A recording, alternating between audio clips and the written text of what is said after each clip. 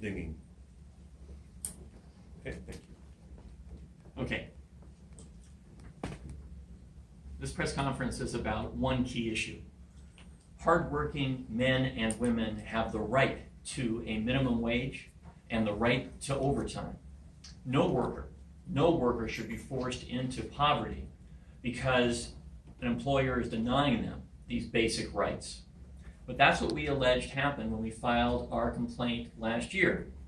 We alleged wage theft against vulnerable, low-income workers. We claimed that that was being perpetrated by defendants in this case, Emlyn Nishi, Health Alliance Nurses Corps, and Hand Homecare Provider, Inc. Today, we're here to announce that we have settled that case. Ours is the first time, as far as we know, that a public law firm has brought and enforced an action under the Domestic Worker Bill of Rights. Now, let me pause for 1 second. Sorry. Hardworking men and women have the right to be paid a minimum wage and the right to receive overtime. And no employee should have to endure poverty because their employer denies them these basic rights. But that's essentially what we alleged last year when we filed our complaint, a complaint that alleged wage theft, a complaint that alleged low-income home health care workers, very vulnerable workers, weren't getting paid what the law demands. We brought that claim against a number of defendants, Emlyn Nishi, Health Alliance Nurses Corps, and Hand Homecare Provider, Inc. Today, I'm very pleased that we're here to announce that we have settled this case. It's the first action of which we're aware, where a public law firm has brought and seen to completion an action under the state's new Domestic Worker Bill of Rights. Recall that when we first filed this case, we alleged that some workers were effectively paid as little as $5.50 an hour.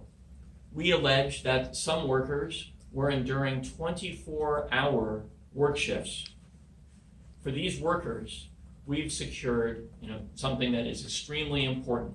We've secured the ability to get some restitution, and we've secured dramatic changes in the way they will be treated at their workplace. This settlement includes $250,000 in restitution for alleged victims. There's an injunction that will be in place, punishable by contempt.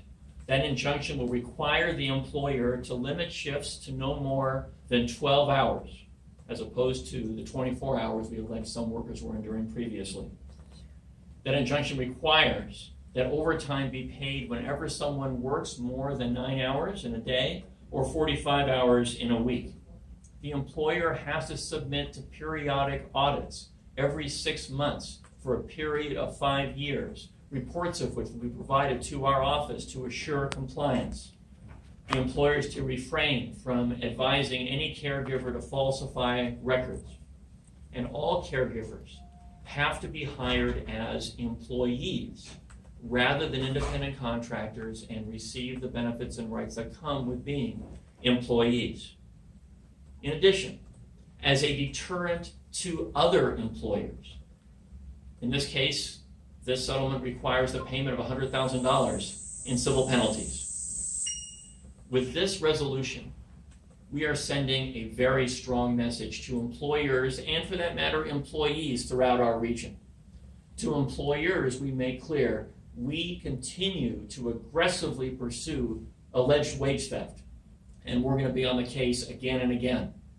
And to employees, we want to send a very strong message too. As you will hear in a moment, these workers have been very vulnerable. These workers weren't sure they would have anyone to stand up for them. And between our partners, from whom you'll hear in a second, and our office, workers throughout our region should know there is someone who will stand up for you and stand with you. I don't want any worker ever to feel deterred from having his or her rights vindicated.